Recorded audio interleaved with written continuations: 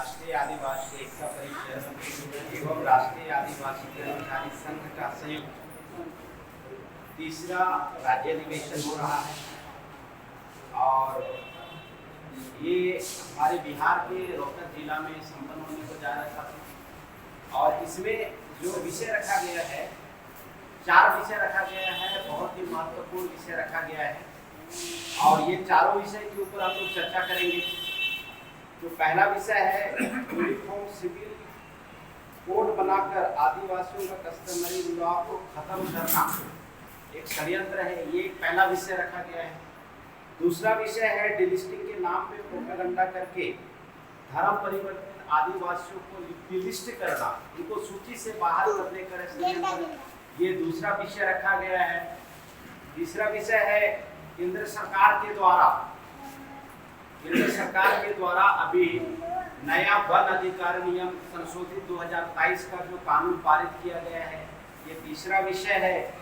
और चौथा विषय है आदिवासियों का तमाम समस्या को खत्म करने के लिए जो हमारे क्षेत्रीय जो लोकल संगठन है वो मिले बगैर हम लोग समाधान पूरा नहीं कर सकते।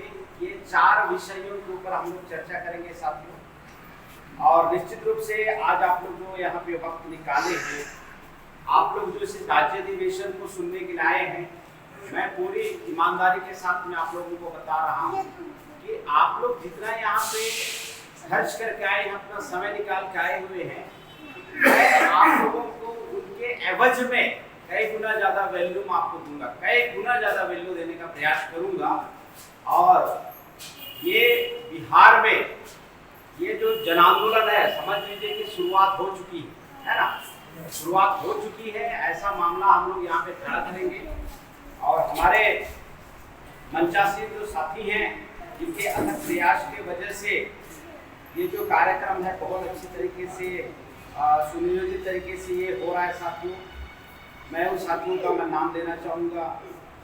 माननीय इंजीनियर राजेश प्रसाद सिंह जी, माननीय अशोक पटेल साहब जी, माननीय फखरुद्दीन सर जी, माननीय अखिलेश पासवान साहब और सम्मानित मेरे मंचासीन और भी साथी, जिनका नाम नहीं ले रहा हूँ, कोई बात नहीं है, जिनके प्रयास में ये कार्यक्रम सफल हो रहा है, ये कार्यक्रम चल रहा है, तो तमाम साथियों का मैं दिल से धन्यवाद करता हूँ, आभार व्यक्त करता हूँ साथियों।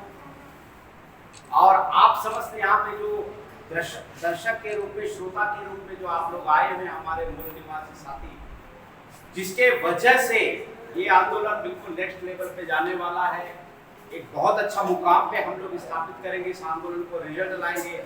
आप तमाम जो सहयोगी साथी हैं, आप लोगों का भी मैं हार्दिक अभिनंदन करता हूँ, स्वागत करता हूँ इस तीसरा संयुक्त राज्य अधिवेशन में।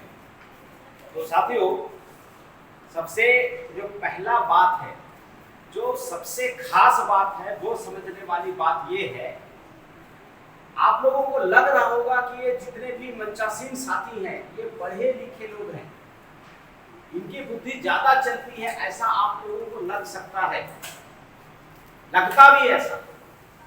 तो सबसे पहले मैं ये चीज को क्लियर करना चाह रहा हूं मैं, है ना, सबसे पहले इस बात को आप लोग अपने दिमाग से निकालिए कि आंदोलन की समझ रखने के लिए, व्यवस्था की समझ को रखने के लिए बहुत ज्यादा पढ़ा लिखा होना बिल्कुल जरूरी नहीं है। कैसे? जैसे हमारे छत्तीसगढ़ में सादरी में जैसे बात करते हैं तो पूछते हैं कि आपके घर में क्या सब्जी बना है, तो सादरी में बोलते हैं तुहर घर कातियन बई नहीं, ऐसा बोलते हैं। आप लोगों को मैं बताना चाहता हूं, वो जो तुहर घर कातियन बई नहीं, इसको समझने के लिए वो क्या हाई स्कूल की पढ़ाई किया है क्या वो कॉलेज की पढ़ाई किया है क्या? वो बिल्कुल नहीं पढ़ाई किया है। अगर गांव में अंगूठा छाप आदमी भी है, वो सादरी फर्राटेदार बोलता है। क्यों बोलता है? सुन सुन के।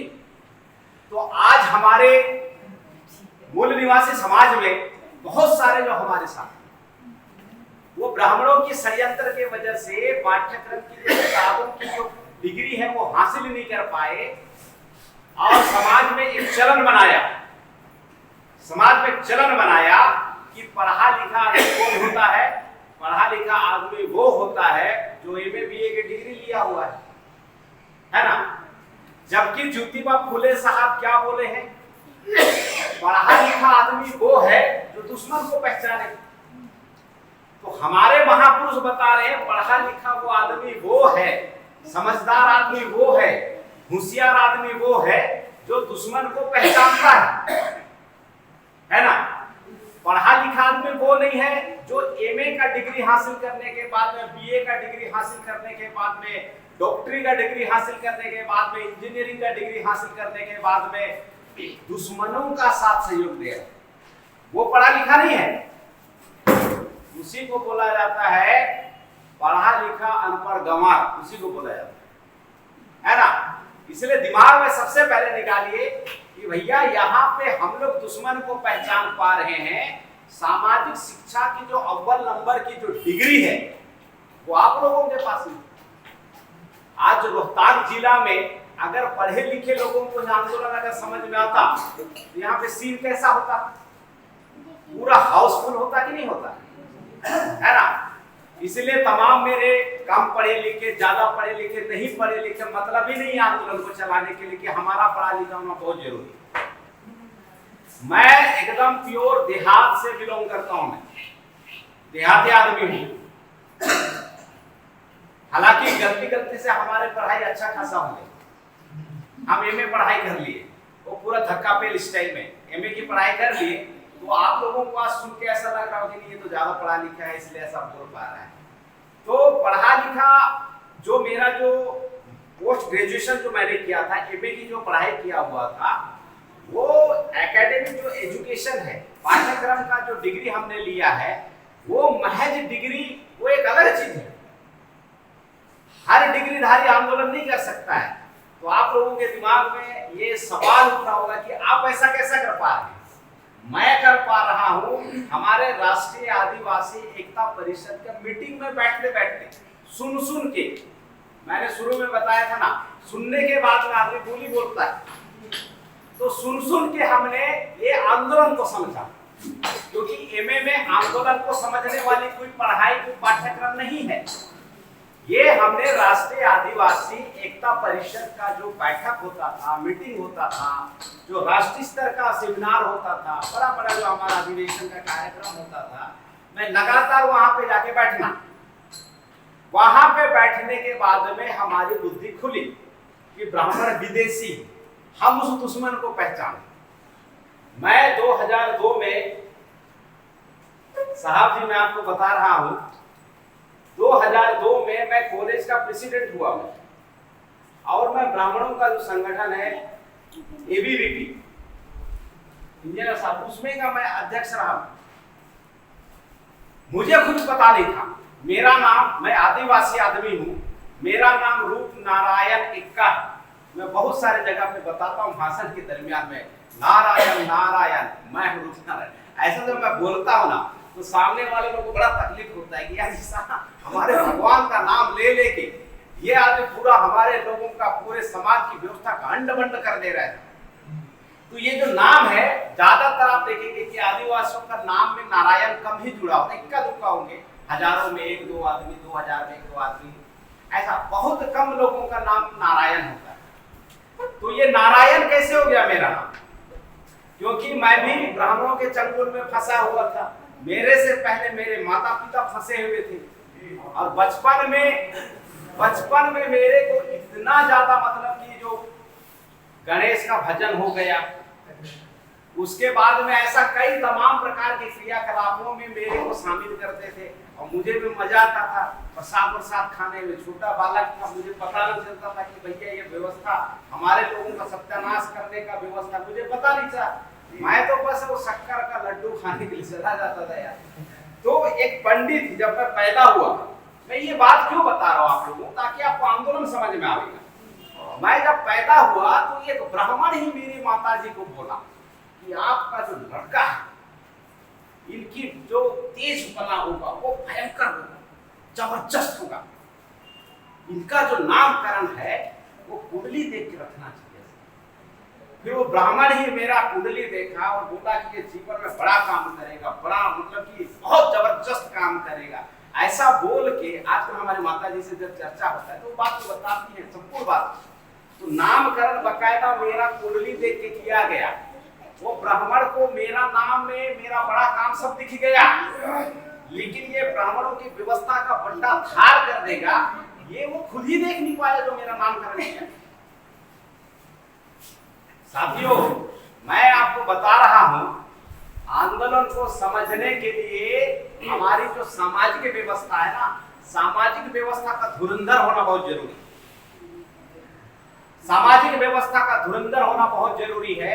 और हमारे जो समाज की जो व्यवस्था है, 5000 सालों की जो समाज की व्यवस्था है, हमारे पुरखों की जो लड़ाई है, इसकी समझ पानसेब के एब्सोल्यूट मीनिंग में शामिल हुए बगैर आप हासिल कर ही नहीं सकते। मैं अच्छे पढ़े लिखे लोगों से मेरा पल्ला पड़ता है साहब, सामाजिक व्यवस्था के मामले में सब 0/0 हैं, लेकिन जो संगठन में हमारी जो राष्ट्रीय आदिवासी एकता परिषद के संगठन में हैं, वे लोग लाजवाब, पढ़े लिखे जितने भी जो बुद्धिजीवी साथी हैं वो लाजवाब हैं। मतलब कि उनकी योग्यता में, उनकी बुद्धि में 4 चांद लग गया है। क्यों? क्योंकि उनके पास में एकेडमिक एजुकेशन है, उनके पास में सामाजिक शिक्षा है। दोनों शिक्षा को मिलाने के बाद में आदमी एकदम से धुआंधार हो जाता है। ये इसी जगह पे संभव है। अगर आपको एच.एन. रेखवाल की तरह बनना है, आपको इंजीनियर अर्जुन प्रसाद सिंह की तरह बनना है ना, तो साहब मैं आपको बता रहा हूं, आपको यहाँ के बगैर दूसरे जगह पे ऐसा शिक्षा नहीं मिलने वाला। आपको यहाँ पे लड़ने वाला, भिड़ने वाला और हक अधिकार के बारे में जागरूक, दुश्मन को पहचानने वाला इंसान यहाँ पे बनाया जाएगा। और ऐसी शिक्षा पूरे भारत में कहीं पे भी व्यवस्था नहीं है, सिवाय बांग्लादेश के प्लेटफॉर्म को छोड़ के, सिवाय भारत मुक्ति मोर्चा के प्लेटफॉर्म को छोड़ के, सिवाय राष्ट्रीय आदिवासी एकता परिषद के प्लेटफॉर्म को छोड़ के, राष्ट्रीय आदिवासी कर्मचारी संघ के प्लेटफॉर्म को छोड़ के दूसरे जगह पे है ही नहीं ये व्यवस्था। ये वो व्यवस्था है यहाँ। और दुनिया में सबसे महत्वपूर्ण बात है साथियों, पूरे शिक्षा का जो सार है वो दुश्मन को समझना। पूरे शिक्षा का सार है दुश्मन को समझना। अगर इस सभा के बाद में अगर आप दुश्मन समझ नहीं पा रहे, इस अधिवेशन के बाद में आप दुश्मनों के चंगुल में फंसे हुए हैं, तो यह बहुत समस्या है। लेकिन अगर मैं यहाँ से इशारा कर रहा हूँ और आपको तमाम इशारा बहुत अच्छे तरीके से समझ में आ रहा है, तो समझ लीजिए कि भैया हमारी व्यवस्था काबिज होने वाली है, हम लोग हुक्मरान बनने वाली हैं, हमारे जो औलाद है वो हुक्मरान बनने वाला है। बहुत गंभीर बात है। तो साथियों, ये जो पहला विषय है समान नागरिक संहिता, यूनिफॉर्म सिविल कोड, ये जो विषय आज रखा गया है, इस विषय को आप लोग बढ़िया से समझिए। यूनिफॉर्म सिविल कोड का मतलब होता है समान नागरिकता। ब्राह्मणों का कैरेक्टर को आपको समझना पड़ेगा। ब्राह्मण का जो कैरेक्टर है वो बोलते आपके फेवर में है, आपके पक्ष में बोलेंगे, काम को बहुत सुखद एहसास करवाएंगे आपको, आपके पक्ष में बोल के काम आपके विरोध में करेंगे। अभी जैसे हमारे ये बीएमपी के जो हमारे साथी हैं और ये हमारे ये सरोज जी, हाँ बीएमपी के जो साथी हैं सरोज जी और हमारे भरत राम जी यहाँ पे बोल रहे थे, तो मैंने सुना कि जो गांव की जो परिस्थितियां हैं वो बद से बदतर हो गई है। जो प्रकृति के द्वारा जो हमको उपज प्राप्त होता है उसके ऊपर में उनका हस्तांतरण शुरू हो गया, उसके ऊपर में इंटरफेयर करना शुरू कर दिए, ऐसा भी हमने सुना इनके माध्यम से। तो अब देखो इस घटनाक्रम के साथ में ब्राह्मणों का चरित्र को पकड़ो। ब्राह्मण क्या बोलता है आपके बीच में आके, आपको बजरंग दल में शामिल करेगा। बजरंग दल में शामिल करते हुए आपको क्या बोलता है कि हम राष्ट्र की सेवा करेंगे। क्या की सेवा करेंगे? राष्ट्र की सेवा करेंगे, ऐसा बोलता है ना। आपको बजरंग दल में शामिल करेगा, आपको वनवासी कल्याण आश्रम में जोड़ेगा, आपको राम कथा के साथ में सबरी का बताया जाएगा, कि राम उतने बड़े आदमी थे और जो सबरी थी उसका जूठा भेड़ खाए, इसका मतलब कि हमारा और आपका जो संबंध है वो प्राचीन काल से है। उस बोलने का मकसद ये है, हम लोगों को भी गर्व महसूस होता है कि हम कहीं ना कहीं हमारा जूठा को उतना बड़ा आदमी खाया है, तो निश्चित रूप से अच्छा संबंध होगा, ऐसा हमको महसूस होता है। ये बात देवर में कर रहे हैं तो कानों को सुखद एहसास मिल रहा है, एकदम अच्छा लग रहा है, पूरा एकदम मधुरस टाइप का है ना, कानों को बहुत अच्छी तरीके से मिल रहा है। ये प्राचीन बात हो गया। वर्तमान बात क्या हुआ साहब, एकदम से ध्यान से सुनिए। वर्तमान बात क्या है, ना लोकसभा ना राज्यसभा, सबसे ऊंचा है ग्राम सभा। ऐसा बोलता है कि नहीं बोलता है? जल जंगल जमीन का मालिक कौन है? आदिवासी है। ऐसा चलन है, ऐसा बोलते हैं हर बार। तो ये बोलने में आपके फेवर में जा रहा है, सभी बातें सुनने में बड़ा अच्छा लग रहा है ना। आप प्रैक्टिकल जिंदगी में देखिए, वन विभाग के जो अधिकारी होता है नाका, वो आपका प्राकृतिक उपज को आपसे छीनने का काम कर रहा है। छीन रहा है कि नहीं छीन रहा है? आपके संवैधानिक जितने भी अधिकार हैं, जो आपकी मालिकियत है, वन विभाग के द्वारा, शासन के द्वारा, प्रशासन के द्वारा छीना जा रहा है कि नहीं छीना जा रहा है? लेकिन बोला कैसे जा रहा है, जल जंगल जमीन का मालिक आदिवासी है ना, और आदिवासियों का जमीन को छीनने का काम किया जा रहा है। आदिवासियों की जमीन के अंदर में जो खनिज संपदा है वो छीनने का काम किया जा रहा है। आदिवासी बहुल इलाका में जहाँ पे बसते हैं, पहाड़ों में, जंगलों में जो कीमती खनिज संपदा बसा हुआ है, जो वहाँ पे है, उसको नाजायज तरीके से खोदने का और उसमें अधिग्रहण करने का काम किया जा रहा है। तो ब्राह्मणों का जो कैरेक्टर है वो बातों में मत जाइएगा, बातों में जाएंगे तो आपको गोल गोल गोल गोल गोल घुमा के आपको खत्म कर दिया जाएगा। वो काम कैसा कर रहा है वो ध्यान में दिए। आपको जवाब क्या देना है, गांव वालों को समझाना क्या है। ना लोकसभा ना राज्यसभा, सबसे ऊंचा है ग्राम सभा, ऐसा बोला जा रहा है। बड़ी भयंकर तरीके से ये प्रचलन में है। आप लोगों को समझाते समय उल्टा कर दीजिए, ना ग्राम सभा ना राज्यसभा, सबसे ऊंचा है लोकसभा। यही बात तो है ना यार, यही बात है। अगर सबसे ऊंचा लोकसभा नहीं होता तो अभी 2022 में जो वन अधिकार नियम अभी बनाया गया, कहां से बनाया गया है? लोकसभा से। बदनाम हम लोग सोचो, ना लोकसभा ना राज्यसभा, सबसे ऊंचा है ग्राम सभा। काम उसको उल्टा हो रहा है, ना लोकसभा ना राज्यसभा, नहीं ना ग्राम सभा ना राज्यसभा, सबसे ऊंचा है ग्राम सभा। कानून वहां से बना। तो ब्राह्मणों के षड्यंत्र को समझने के लिए मैं शुरू से बता रहा हूं, यही आप सुनिए, यही आप सुनिए। दूसरे जगह पे आपका कल्याण नहीं हो पाएगा, बातों में घुमा के आपको बर्बाद कर दिया जाएगा। जो राष्ट्रीय आदिवासी एकता परिषद के जो सदस्य हैं, जो कार्यकर्ता हैं, जो पदाधिकारी हैं, षड्यंत्र उन्हीं को समझ में आता है, दूसरे जगह के लोगों को बिल्कुल समझ में नहीं आता। तो हम लोगों को अपने लोगों को क्या समझाना है, हमारे लोगों को बताना है, हमारे लोगों को कि ग्राम सभा का जो चलन इन्होंने जो चलाया है केंद्र सरकार के द्वारा, प्रशासन के द्वारा, ये पूरी तरह से फर्जी है। हकीकत क्या है, हकीकत क्या है, हकीकत क्या बोलना चाहिए, ना लोकसभा ना राज्यसभा ना ग्राम सभा। बातों को बढ़िया से समझना, ना लोकसभा ना राज्यसभा ना ग्राम सभा, सबसे ऊंचा है नाका सभा। नाका ही तो पकड़ता है ना, जो नाका होता है, जो अधिकारी होता है, जो वन विभाग का, जो वही तो आप लोगों को पकड़ता है ना। ग्राम सभा के ऊपर कौन हावी हो गया? नाका हावी हो गया। आप देखिए हमारे अधिकारों का कैसे कुचुम्बर बनाया जा रहा है, कैसे हमको बर्बाद किया जा रहा है। इसकी गहरी समझ रखना बहुत जरूरी है, बहुत गहरी समझ रखना बहुत जरूरी है साथियों। इसीलिए मैं आप लोगों को बता रहा हूं कि अभी जैसे हमारे क्षेत्रीय संगठन के अंदर में काम करने वाले बहुत सारे साथियों के हमें मौजूद हैं। तो लड़ाई जब लड़ा जाता है तो एक उद्देश्य को रखा जाता है, एक लक्ष्य को रखा जाता है कि हमारे लड़ाई के माध्यम से ये परिणाम आना चाहिए। परिणाम, कुछ भी काम कर रहे हैं तो सबसे पहला परिणाम रिजल्ट, कि हमें कितने दिनों में रिजल्ट चाहिए, ये रिजल्ट मिलने में कैसा होगा। तो साथियों, ये जो राष्ट्रीय आदिवासी एकता परिषद है, ये व्यवस्था परिवर्तन के लिए जन आंदोलन निर्माण कर रहा है। क्यों? आदिवासियों की समस्या है। ये सिर्फ हमारे रोहतास जिला में, हमारे बिहार में केवल ये समस्या नहीं है, हमारे छत्तीसगढ़ में समस्या। हमारे अर्जुन साहब बताए कि छत्तीसगढ़ में सरवा जुलूम के नाम पे एक आदिवासी भाई दूसरा आदिवासी को गोली मार रहा है। मर दोनों आदिवासी रह रहे हैं।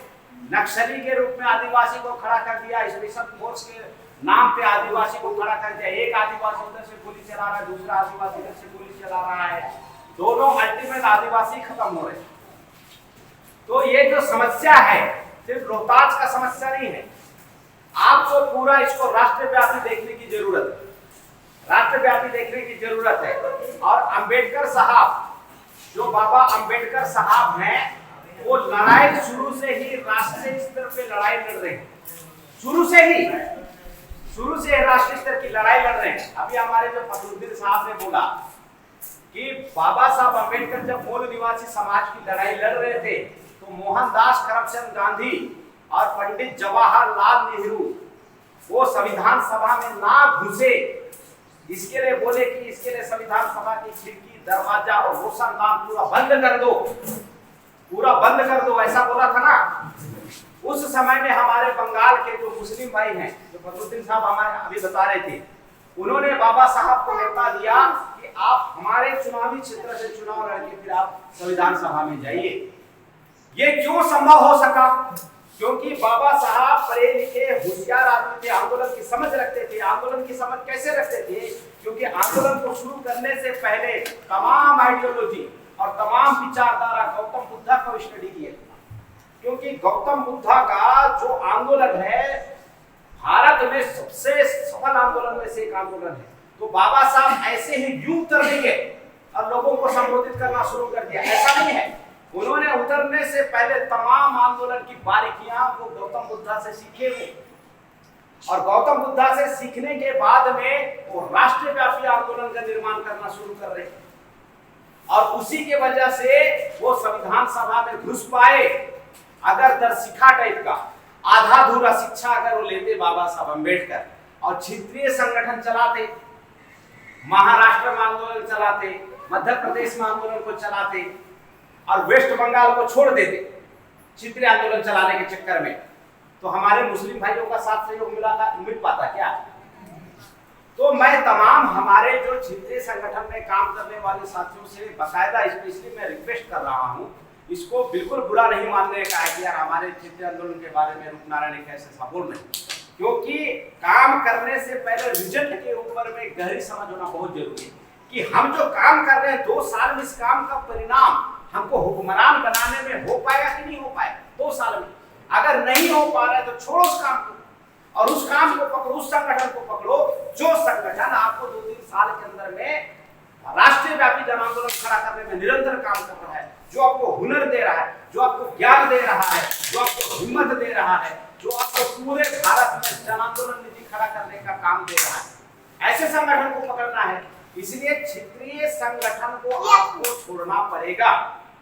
क्षेत्रीय आंदोलन का मोह रखेंगे साथियों तो मैं आपको बता रहा हूं आप विदेशी ब्राह्मणों का साथ सहयोग दे रहे हैं, और आपके विदेशी ब्राह्मणों को साथ सहयोग देने की वजह से हमारे जो मूल निवासियों का जो ओरिजिनल आंदोलन है वो थोड़ा धीमा पड़ेगा, क्योंकि इतिहास गवाह है ब्राह्मण आमने सामने की लड़ाई तो लड़ता ही नहीं है।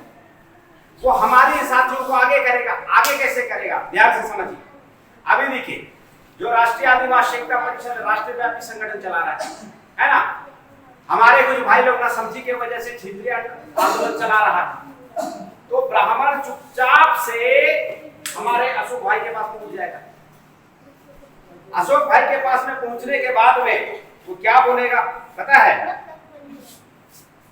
वो ये बोलेगा कि वो जो फलाना आदमी है रोहतास का, अरे उसके पास में तो बुद्धि नाम का चीज ही नहीं है यार, बावजूद इसके वो देखो कितना जबरदस्त आंदोलन चला रहा है। क्षेत्रीय आंदोलन को कैसे वो प्रमोट करेगा, कैसे दूसरे आदमी को तैयार करेगा?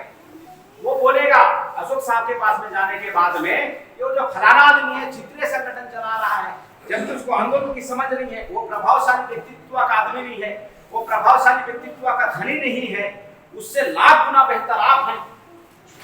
उसके आंदोलन में आप कहां लगे पड़े हुए हो? आप आंदोलन का प्रतिनिधित्व के लिए। हमारा विधायक साहब से बहुत अच्छा जमता है, हमारा सांसद साहब से बहुत अच्छा जमता है। मैं उनसे बोल के आपके लिए थोड़ा मोड़ा फंड की बात करूंगा, मैं थोड़ा मोड़ा फंड की बात करूंगा। और जहाँ पे फंडिंग की बात आती है साथियों, हमारा आदमी हवा में उड़ना शुरू हो जाता है और वो हमारे चित्त आंदोलन को काउंटर करने के लिए तीसरा चौथा आंदोलन खड़ा कर दिया, पांचवा आंदोलन खड़ा कर दिया, छठवां आंदोलन खड़ा कर दिया। आप लोगों को सुन के हैरानी होगी, ऐसे ही संगठन हमारे मूल निवासी समाज के 6 लाख संगठन बन गए।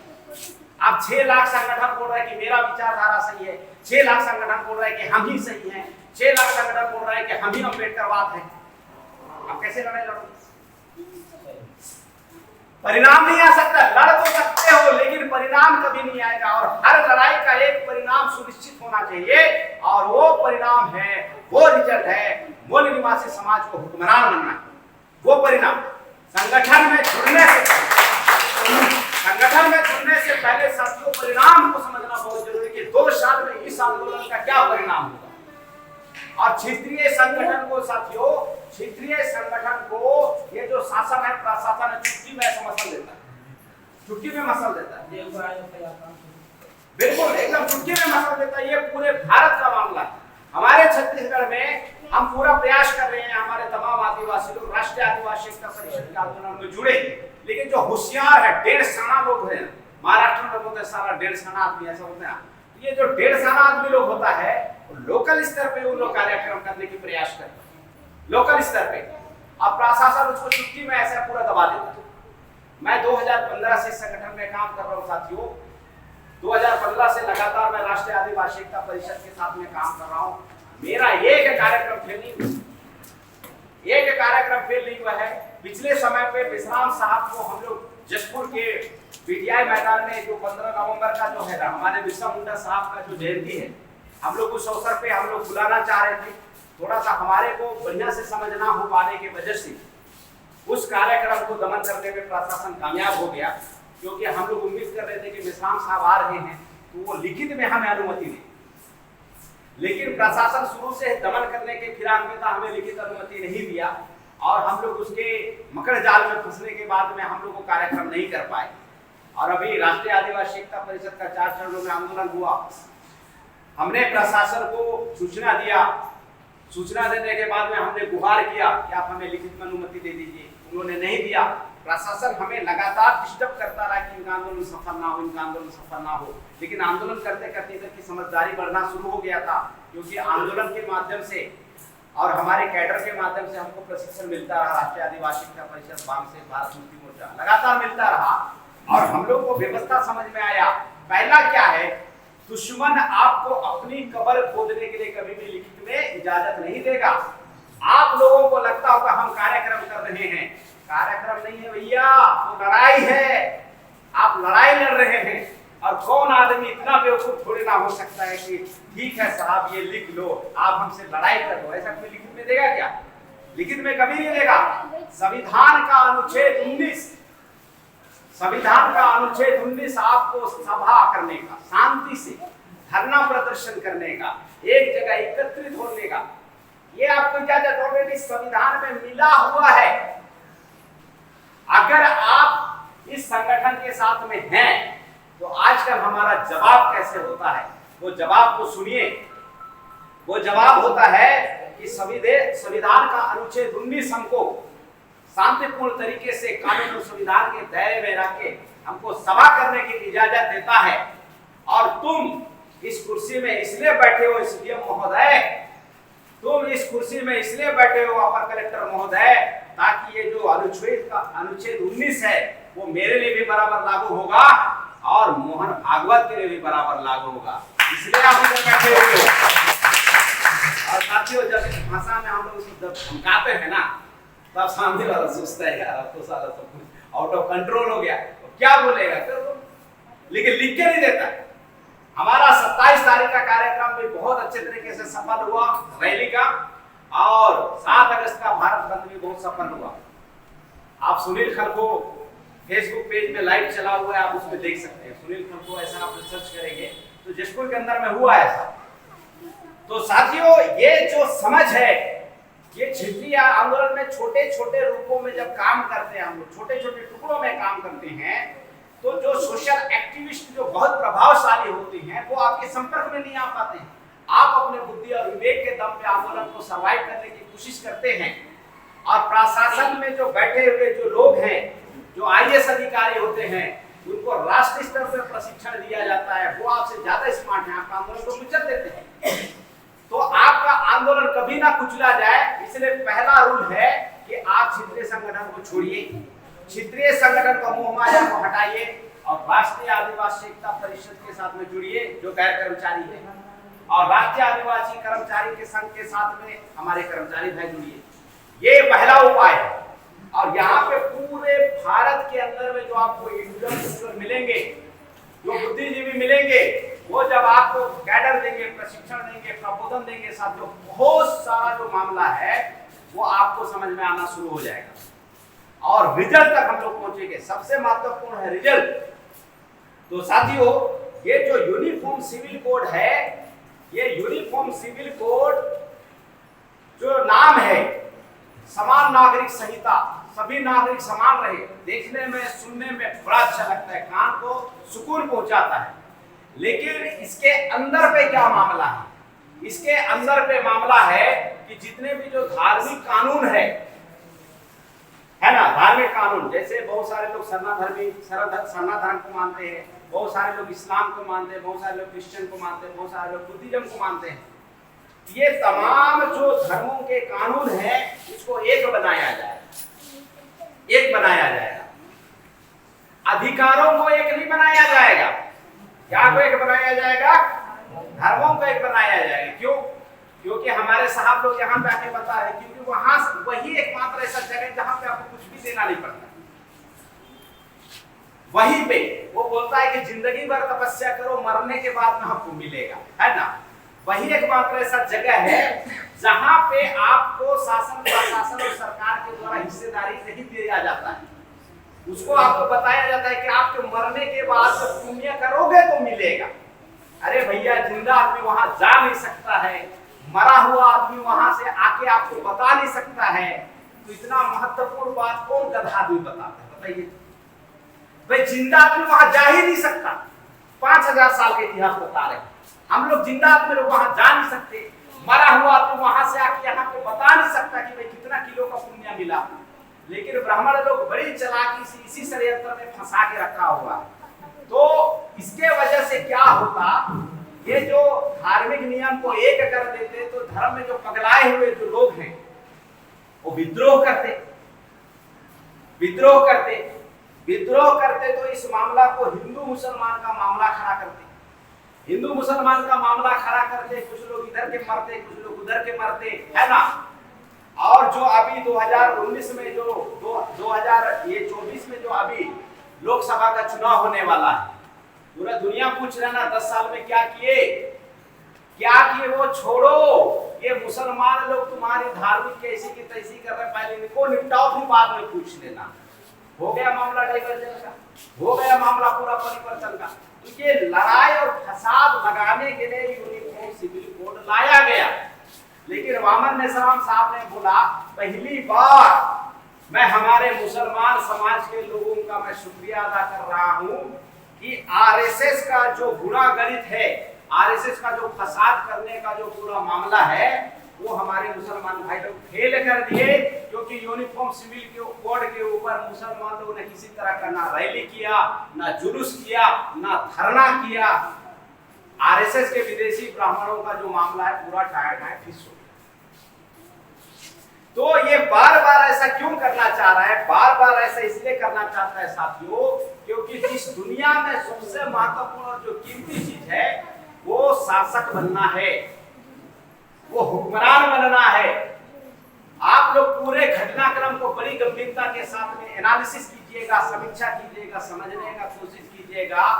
आपको काम के अलावा आपका जो छोटा छोटा काम है, इसमें आपको फंसाने के अलावा, धार्मिक कर्म कांड में फंसाने के अलावा और तीसरा कोई काम नहीं किया। एकदम से बढ़िया से बताइए, समझिएगा इस बात को, क्योंकि मैं देहात का आदमी हूँ, मैं आपको देहाती शैली में बताऊंगा। अभी देखिए, कैसे उन लोग आपको बढ़ाता है। ये जो यूनिफॉर्म सिविल कोड है, ये आपका जो धार्मिक कानून को एक करने का जो कार्यक्रम लगा के रखा गया था, अधिकारों को एक करने का कार्यक्रम नहीं रखा।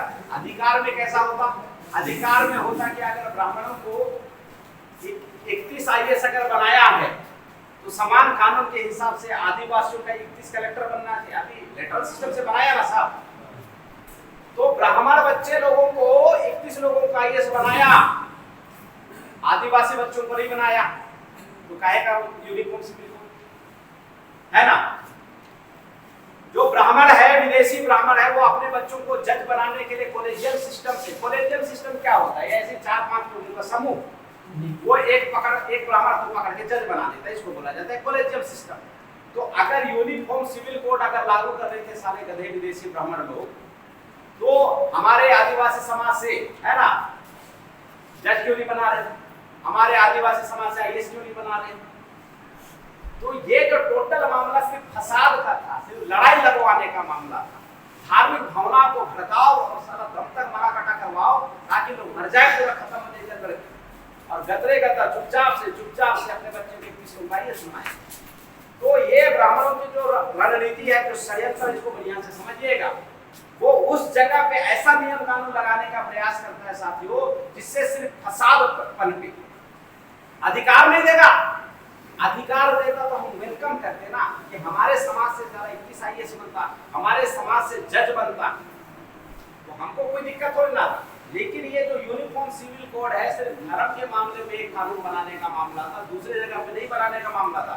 बहुत सारे लोगों को गलतफहमी हो सकता है कि समान अधिकार ब्राह्मण के खून में नहीं है भैया, कहां से देगा। 5000 सालों से आप उनकी जो मतलब कि उनकी जो कैरेक्टर है, उनका चरित्र आप देख रहे हैं।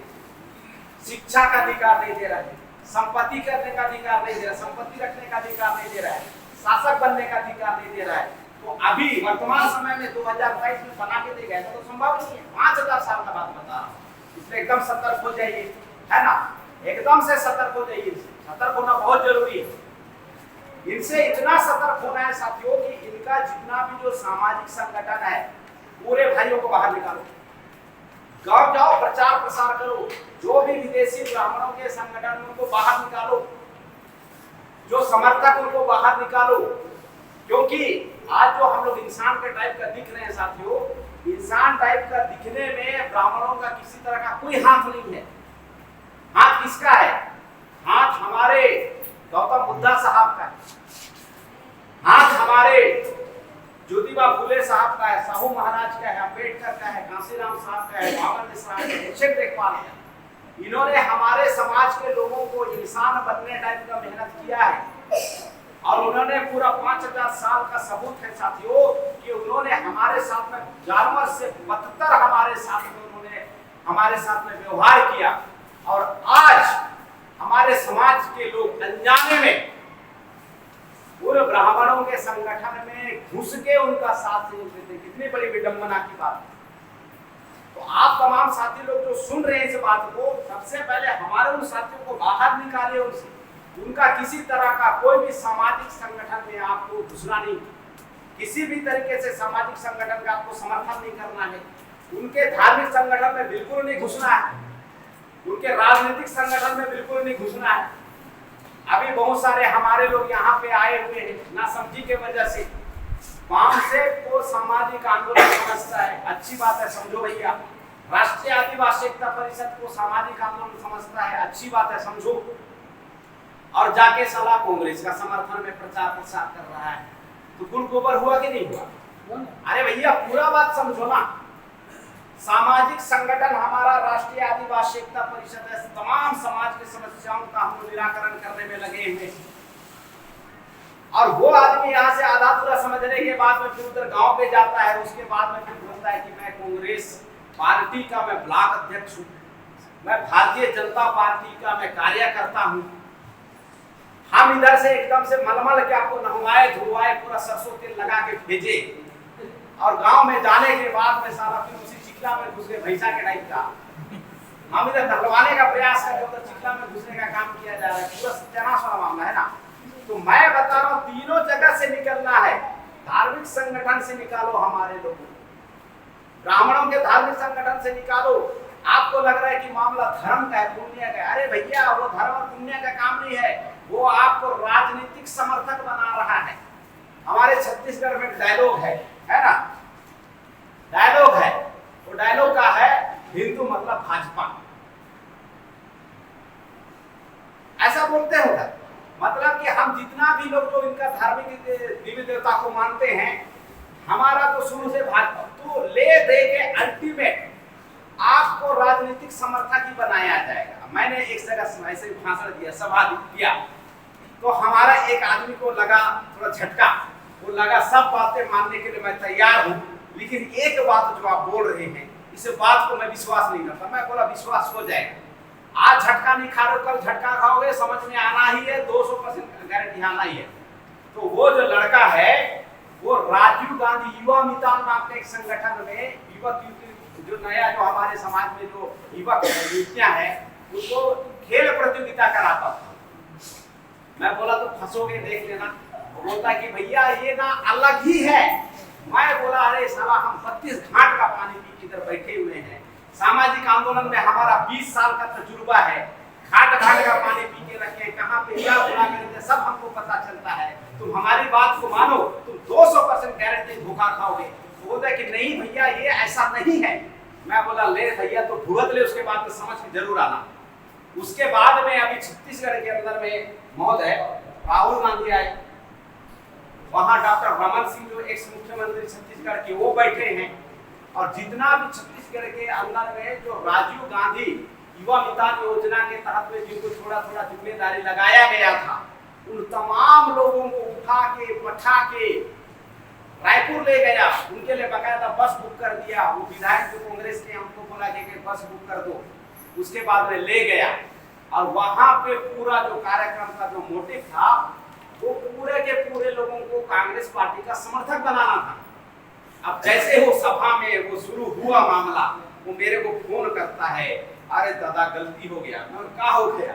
आप जो बोले थे वही छोड़ रहा है इधर, आपका राहुल गांधी आया है, डॉक्टर रमन बैठा हुआ है इधर, और साला पूरा कांग्रेस में घुसाने का मामला चल रहा है यार। अब क्या करें?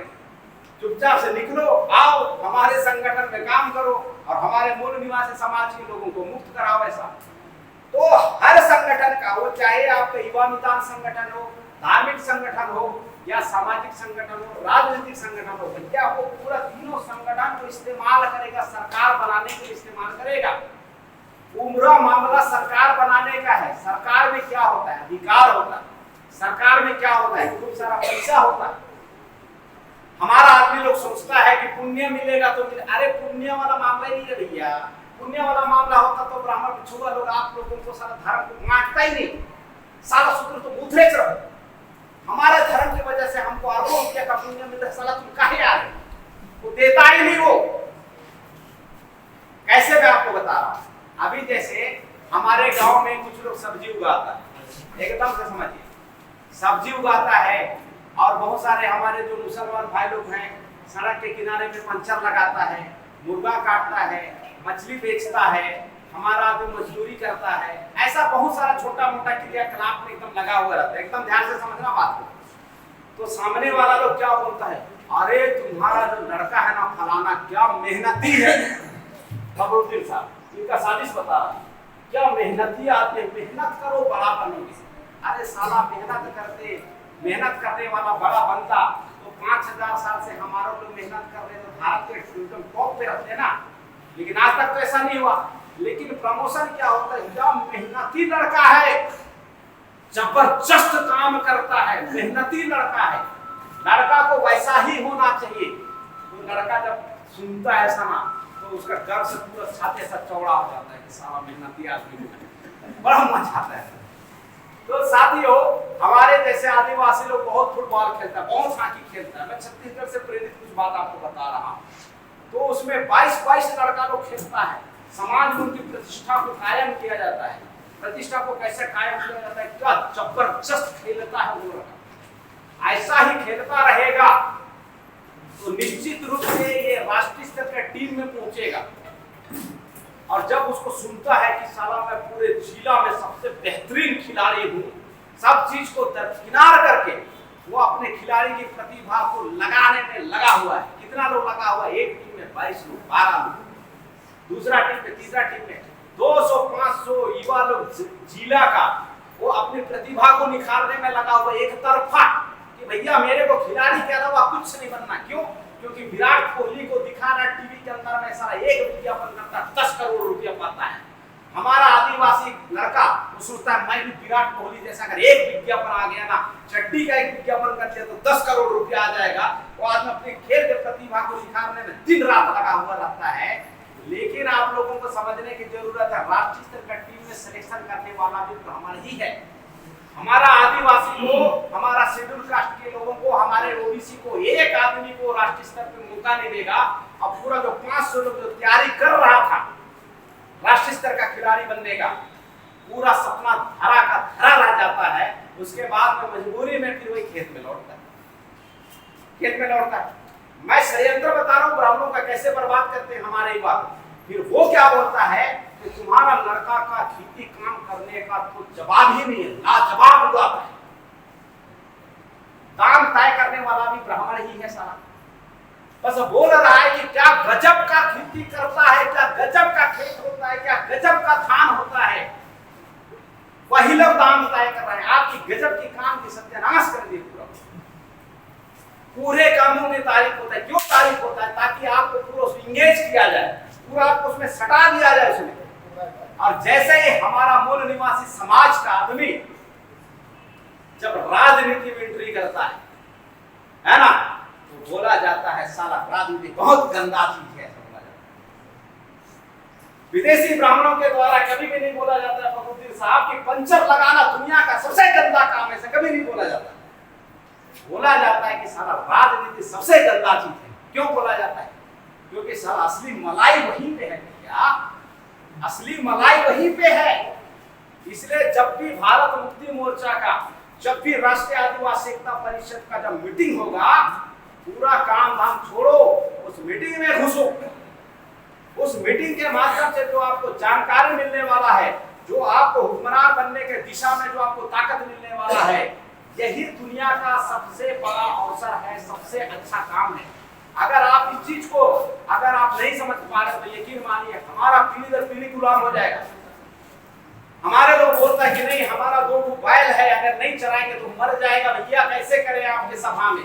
अरे उसको बांधो, उसको इतना सारा घास दो, उसको साला 1 बाल्टी पानी दो, उसको बांध के तुम इधर जरूर आओ। एक दिन भैंस अगर बैल नहीं चरेगा तो थोड़े ना मरेगा, तो मर जाएगा। लेकिन हमारा आदमी उसी में लटका रहता है। तो उधर हमको फंसना नहीं है, आपको इसका शिक्षा लेना है, निरंतर शिक्षा लेना है। शिक्षा ही वो दूध है जिसको पियोगे तो दहाड़ोगे भैया। बैल चरा के गांव में फंसे रहोगे तो बाबा साहब ने ऐसा कभी नहीं बोला कि जो सबसे ज्यादा बकरी चराएगा वही साला चिल्लाएगा, शेर की तरह दहाड़ेगा, ऐसा बोला है क्या? वो बोला है कि जो शिक्षा रूपी शिक्षा वो शेरनी का दूध है, जो पिएगा वो दहाड़ेगा। तो शिक्षा कैसा? अरे राष्ट्रीय आदिवासी एकता परिषद का शिक्षा है, वो पाठ्यक्रम वाला शिक्षा की बात नहीं कर रहा हूं। वो शिक्षा को ग्रहण करने के बाद में आदमी कायर और डरपोक हो जाता है, लेकिन जब वो इस शिक्षा को लेता है तब दहाड़ता है। मैं जसपुर के घटनाक्रम बता रहा हूं साथियों। पिछले समय में प्रेम कुमार गिडाम साहब के कार्यक्रम हम सिंगापुर में 12 नवंबर को रखे हुए थे, और वहां पे पुलिस प्रशासन के माध्यम से बहुत भयंकर मतलब कि हस्तक्षेप करना शुरू किया गया उस कार्यक्रम में। और वहां का एडिशनल एसपी सरगुजा संभाग का आया और वो पूरी तरह से उस मामला को दबाने का कार्यक्रम चला रहा। ये मामला है 12 नवंबर का मामला है। तो साथियों मुझे वहां पे जाने का मौका मिला हुआ था। मैं शिक्षा का ताकत आपको बता रहा हूं, मैं शिक्षा का ताकत बता रहा हूं। मैं उस जगह गया हुआ था, मैं एडिशनल एसपी के पास में गया मैं, और मैं उसको बोला कि ये जो अनुच्छेद 19 है, आर्टिकल 19 जो हमको मिला हुआ है, ये शांति तरीके से हमको सभा करने का मौका देता है, और हम लोग पूरी शांति के साथ में पिछले 48 सालों से हमारा रिकॉर्ड है भैया कि हम बहुत अच्छे तरीके से हम कार्यक्रम कर रहे हैं। और यहाँ पे भी बहुत शांतिपूर्ण तरीके से कार्यक्रम हो जाएगा। तो सामने वाला हमें पूरी तरह से डिस्टर्ब करने में लगा हुआ है, तो हमने बोला कि ये जो उसी दरमियान में ये आपका कौन सा तारीख है, उसमें मोहन भागवत का कार्यक्रम लगा हुआ था। उस कार्यक्रम से थोड़ा सा पहले मोहन भागवत का कार्यक्रम लगा हुआ था, तारीख थोड़ा सा मेरे दिमाग से उतर गया। हाँ, बिल्कुल ये नवंबर मंथ का बात है। और हमारा 12 तारीख को सीतापुर में कार्यक्रम लगा हुआ था। तो हमने उसको बोला कि भैया आप इसी कानून के अधिकार के तहत में मोहन भागवत को कार्यक्रम करने की इजाजत दिए थे, हम भी इसी कानून को इस्तेमाल करते हुए, अधिकार को इस्तेमाल करते हुए हम भी काम कर रहे हैं, तो इसमें आप क्यों इंटरफेयर कर रहे हो? नहीं, वो मामला अलग था। भी आप देखिए यहाँ भी स्टेप का हो जा रहा है, उस स्टेप का हो जा रहा है, स्टेप का बोलना शुरू किया। और मैंने उसी फ्लोलिस्टली में एक बात बोल दिया कि हम फ्यूचर के छत्तीसगढ़ के सीएम हैं। ध्यान से रखो, धमकाने बहुत काम आता है। मैंने बोला मैं फ्यूचर का छत्तीसगढ़ का सीएम हूँ, हमारी जिस दिन सरकार आ जाएगी, नौकरी करना तो बहुत दूर की बात है, सांस लेना दुश्वार हो जाएगा आपके साथ। वो आदमी सारा एडिशनल एसपी हमको ऐसे देख रहा है, वो आदमी 2-3 मिनट तक तो पूरा हैरान हो गया। सारा आदिवासी लोग यार सीएम बनने के बारे में सोच रहा है, इनके पास में ये ताकत कहां से आया?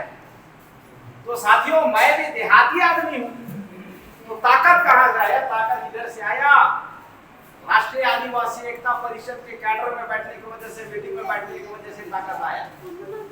इसलिए छोटा छोटा जो संगठन है उसमें अपना वक्त कभी खराब मत करो, आपको वो मोरल सपोर्ट कभी नहीं मिलेगा। उस घटनाक्रम के बाद में साहब वो क्या बोलता है, जैसे ही एडिशनल एसपी दूसरे जगह पे कुछ टाइप का होता था कार्यक्रम, सबसे पहला सवाल पूछता था वो, कहिए आप लोग वामसेन के साथ जुड़े तो नहीं? पहला सवाल पूछता था वो आदमी। कितना जबरदस्त प्रभाव है आपको बता रहा हूं। तो छोटा छोटा संगठन कहने से सभी लोगों को अच्छा लगता है, कब तक? जब तक आपको समझ में नहीं आता। छोटा छोटा संगठन हमारे उद्देश्य प्राप्ति को, रिजल्ट को डिस्टर्ब करने वाला मामला है। इसलिए तमाम छोटे छोटे संगठन के साथियों को समझाओ कि इधर आओ, परिणाम आपको मिलेगा। पद पदवी की भरमार है हमारे पास, चपरासी से लेके मुख्यमंत्री तक का पद है भैया, जिसकी जितनी औकात है सबको बराबर मिलेगा, कोई टेंशन लेने वाली बात नहीं। इसलिए सभी लोगों को यहाँ पे बराबर का मौका मिलने वाला। तो साथियों, मैं प्रमोशन को बता रहा हूँ, प्रमोशन कितना महत्वपूर्ण है। आपको छोटे छोटे कामों में उलझा के रखता है, ऐसा चलन बना हुआ है। लेकिन जैसे ही आप सामाजिक आंदोलन में काम करते हैं, जैसे ही आप राजनीति में काम करते हैं, सबसे पहले आपको शुरू में ही कुचलने के लिए आपको बोला जाता है कि मत करना, बहुत गंदा चीज है। मैं आज के इस अधिवेशन के माध्यम से आपको मैं बता रहा हूँ कि काम करने लायक अगर कोई पहला चीज है तो संगठन में काम करने वाला चीज है। काम करने वाला कोई चीज है तो राजनीतिक संगठन में, वो भी ब्राह्मणों के राजनीतिक संगठन में नहीं, ब्राह्मणों के सामाजिक संगठन में नहीं, अपना मूल निवासियों का। आधा दूरा समझ के मत जाना कि राजनीतिक संगठन में काम करना सबसे महत्वपूर्ण है। पता चला कि सारा ब्राह्मणे के संगठन में घुस गए हो। अरे नहीं भैया, हमारा अपना मंच है, हमारा अपना सामाजिक मंच है, आपको यहाँ पे आपको काम करना है। तो ऐसा है मामला। इसीलिए आपको जो चलन जो चला हुआ है, उस चलन के जो माइंडसेट है, वो जो चलन है जो आपको एक माइंडसेट करता है, जो आपका दिमाग को बांध के रखता है, आपको वहां से बाहर निकलना। नया जो विधि है, नया जो विधान है, वो हमारे इस संगठन के माध्यम से आपको मिलेगा यहाँ। और महत्वपूर्ण बात है कि जब भी हम लोग आंदोलन को चलाते हैं, सभा लगाते हैं, तो हमारे लोगों के माध्यम से एक चीज अक्सर सुनने को मिलता है, आपके बिहार में भी ऐसा होता होगा, और वो चीज है कि आज हमारा काम को हम कैसा छोड़ दे, क्योंकि काम को छोड़ेंगे तो फिर हमारा जो 200 रुपया का जो हजरा है, 300 रुपया का जो हमारे दिहाड़ी है, वो चला जाएगा, और हम काम को नहीं छोड़ते हैं। मैं आप लोगों को बताना चाह रहा हूँ साथियों, जब भी हमारा आपसुट विंग का कहीं पे भी कार्यक्रम हो, एक दिन जरूर से काम को छोड़िए, क्योंकि सरकार के पास में 40,000 लाख करोड़ का एक साल का बजट है भारत देश को चलाने का। कितना का है साथियों? कितना का है? सभी लोग एक साथ में जोरदार बोलेंगे 40,000 लाख करोड़ रुपया। कितना? 40,000 लाख करोड़। एक साल का बजट है, एक साल का बजट है। अभी 2023 का न्यूज़पेपर में छपा हुआ था महोदय, ये जो कुंभ मेला में स्नान करने का जो बजट पारित हुआ है 1 अरब रुपया का। पढ़े ना साहब? 1 अरब रुपया। 1 अरब का कितना मतलब वो 100 करोड़ ना हुआ ना साहब? बोले दो ना 100 करोड़। ये कुंभ मेला में नहाने का बजट है। अरे साला हम डेली नहाते हैं बिना बजट का, तुम लोग को 100 करोड़ का बजट की क्या जरूरत है? पैसा बता रहा हूं तो एकदम ध्यान से समझना। पैसा शासन में क्यों आपको शामिल होना है, शासन में ही क्यों हिस्सेदारी आपको चाहिए? भैया 40,000 लाख करोड़ का बजट, तो वहां पे जो कुंभ मेला में जो श्रद्धालु लोग, नाम है श्रद्धालु, श्रद्धालु लोग नहाने जाता है। श्रद्धालु लोग जब वहां पे नहाएगा तो श्रद्धालु लोग क्यों जाएगा नहाने के लिए भैया? वो डेली तो अपने घर में नहा रहा है, डेली उसको कुंभ स्नान हो रहा है, क्यों नहाने जाएगा? क्योंकि उनको संगठन तैयार करना है, उसको समर्थक तैयार करना है, शासन बनाने के लिए समर्थक तैयार करना है। तो वो जो भाजपा है, जो आरएसएस है, अपने जेब से पैसा नहीं लगा रहा है, आपके टैक्स का पैसा का 1 अरब रुपया, 100 करोड़ रुपया का जो बजट है उस कुंभ मेला में लगा रहा है। उस कुंभ मेला में क्या होगा? लोग नहाएगा, उनको स्पेशल फील कराने के लिए हेलीकॉप्टर के ऊपर से ऐसा खूब वर्षा होगा। आप जब डेली अपने घर पे नहाते हैं, आपका पड़ोसी आपके ऊपर फूल भी नहीं फेंकता है, और वहां पे हेलीकॉप्टर से जब आपके ऊपर कुछ वर्षा होगा, आपको कैसा महसूस होगा? अच्छा तो महसूस होगा ही ना। तो इस बार भी कुंभ मेला, अगली बार भी कुंभ मेला, अगली बार भी कुंभ मेला, लेकिन आप ही का 1-1 अरब रुपया को खर्चा किया जा रहा है। आप अकेले अकेले जितना भी मेहनत कर लो भैया, 40,000 लाख करोड़ रुपये इस जन्म में नहीं कमा सकते, जो भारत का 1 साल का बजट है। तो करना क्या है?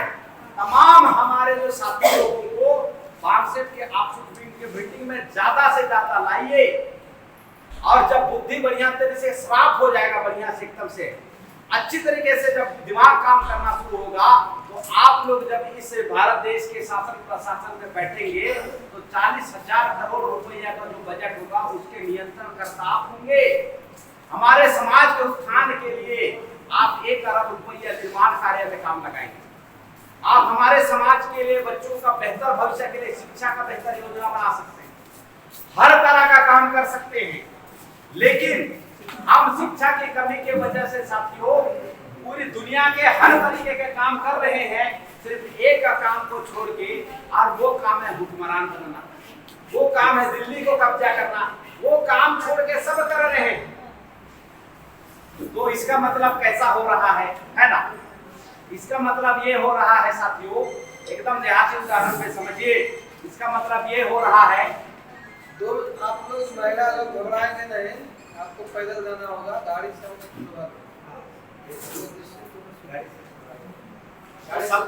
सबसे महत्वपूर्ण बात यह है कि हम लोग सेहतमंद होने के लिए डेली बहुत अच्छा भोजन ग्रहण कर रहे हैं, डेली, है ना? बहुत अच्छा भोजन ग्रहण कर रहे हैं, 99% एकदम सही काम कर रहे हैं, और लास्ट में 1% गलत काम कर देंगे। और वो गलत काम क्या है? वो गलत काम है कि हम अगर थोड़ा सा जहर भी खा लेंगे तो हम लोग का सेहत बढ़िया बनेगा क्या? हमेशा से पूरी तरह से सेहतमंद होने के लिए बहुत अच्छा भोजन कर रहे हैं, 99% सही काम कर रहे हैं, और आखिरी में थोड़ा सा जहर भी खा दे रहे हैं, तो हमारी जिंदगी बची रहेगी क्या? जीवन में सब काम हमारा सही है, लेकिन शासक बनने का काम में अगर हम ध्यान नहीं लगाएंगे तो जहर खाने के बराबर का मामला है। क्योंकि दुश्मन को आप शासक बना रहे हैं, और उसी जगह से लोकसभा में बैठ के आपके विरोध में वो कानून बनाता है। उसी लोकसभा में डिलिस्टिंग का कानून बनाने की तैयारी चल रही है। उसी लोकसभा में केंद्र सरकार के द्वारा आदिवासियों के विरोध में वन अधिकार नियम 2022 संशोधित बिल पास हो गया है। उसी जगह पे तो निरंतर हमारे जो वामन मेश्राम साहब पिछले 48 सालों से हमारे मूल निवासी समाज को समझाने का काम कर रहे हैं। वो क्यों समझाने का काम कर रहे हैं साथियों? ताकि उसको रिजल्ट में कन्वर्ट किया जा सके, उसे परिणाम में कन्वर्ट किया जा सके, तब जाके ये होगा। और परिणाम क्या है? व्यवस्था परिवर्तन। परिणाम है व्यवस्था परिवर्तन। व्यवस्था क्या है? जो भारत देश के साधन संपदा में, शासन में, प्रशासन में जो विदेशी ब्राह्मण कब्जा करके बैठा हुआ है, उस जगह में आप लोगों को वहां बैठना है। ये है व्यवस्था परिवर्तन। इसकी तैयारी हम लोग कर रहे हैं, और इसकी तैयारी कर रहे हैं तो तैयार होने के लिए आपको निरंतर मीटिंग में बैठना है। निरंतर मीटिंग में बैठना है। अगर आप निरंतर मीटिंग में नहीं बैठेंगे भैया, बुद्धि श्राप होने वाला नहीं, वो क्लियर कट होने वाला नहीं है। क्योंकि आप इस मानसिकता के साथ में लड़ाई लड़ने को जाएंगे, ब्राह्मण दिन रात वो दिमागी रूप से तेज होने में पूरा दिमाग लगा के रखा हुआ है।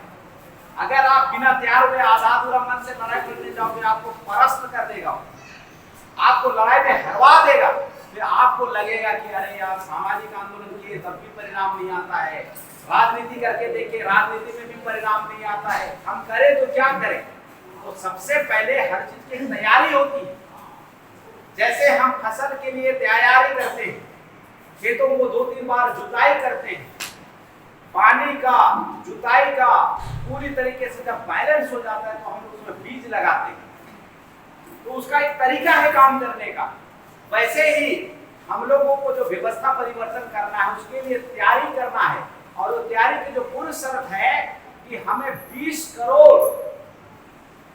करोड़ जन आंदोलन करता हमको तैयार करना है। कैसे दिमाग के आंदोलन करता तैयार करना है?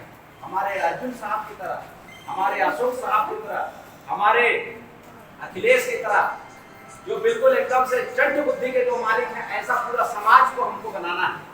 और मैं शुरू में ही बोला था कि यार ये लोग बहुत अच्छे पढ़े लिखे लोग हैं, हमारा क्या होगा?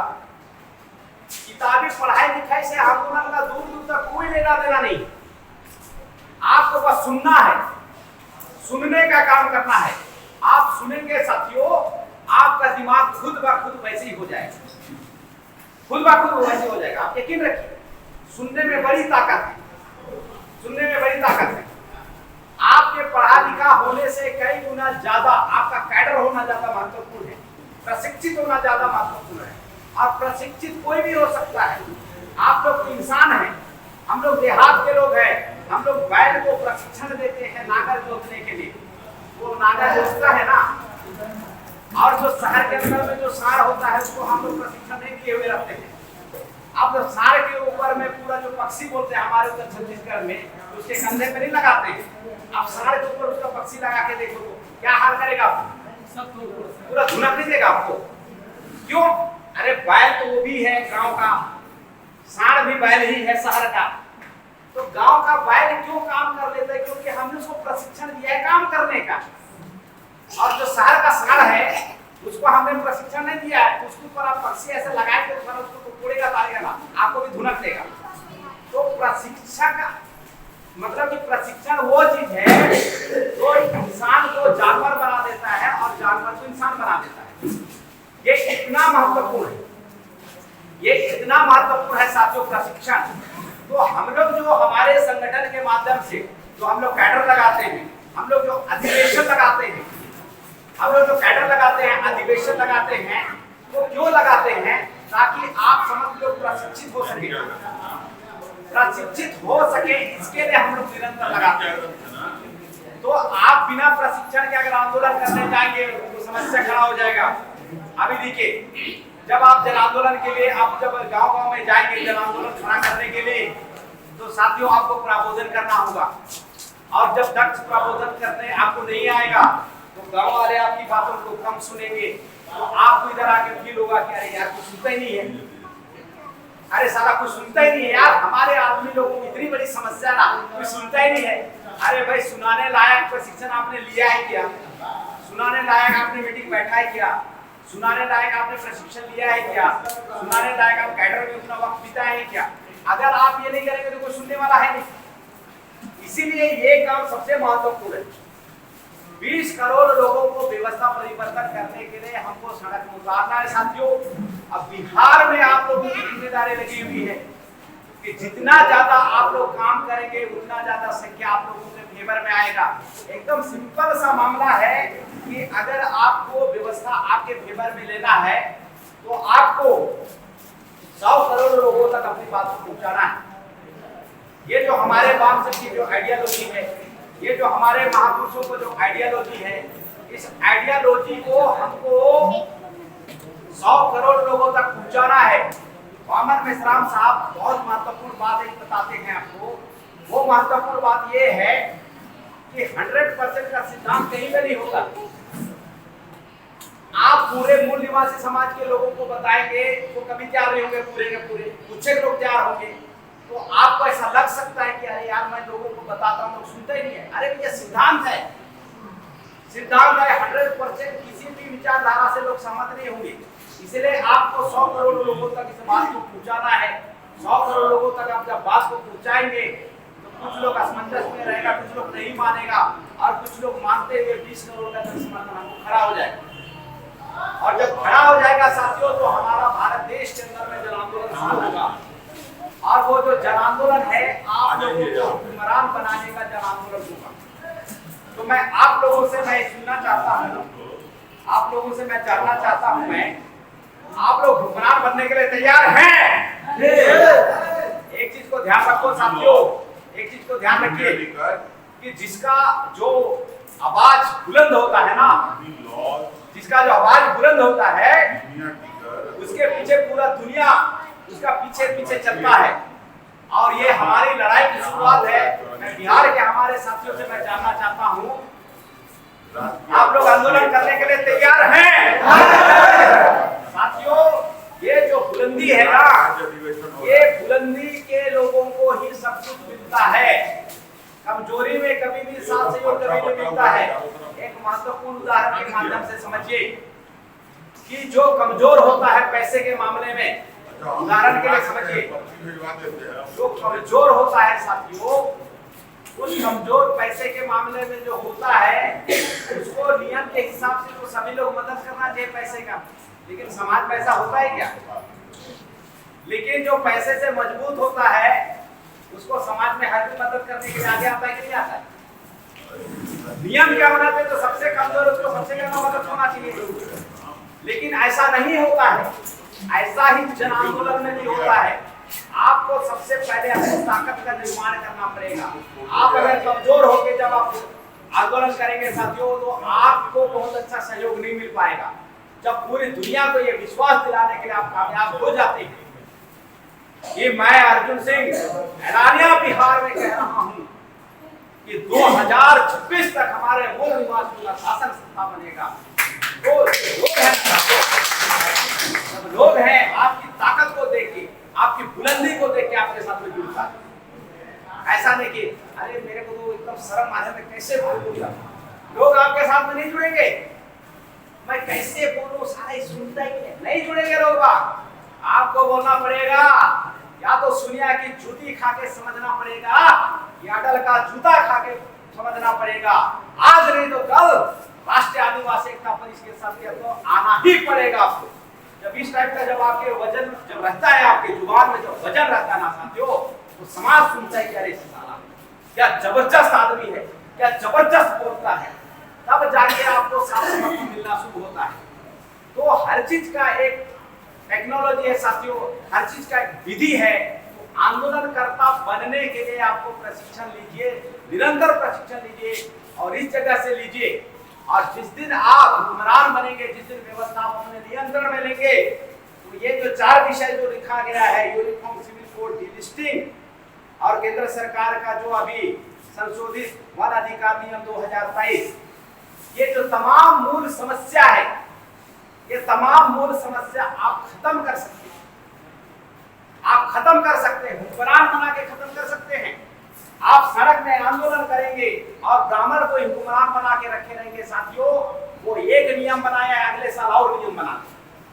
आप एक नियम को इस बार दमन करने में कामयाब हो गए तो 2025 में आपके विरोध में 4 नियम और लागू कर देगा।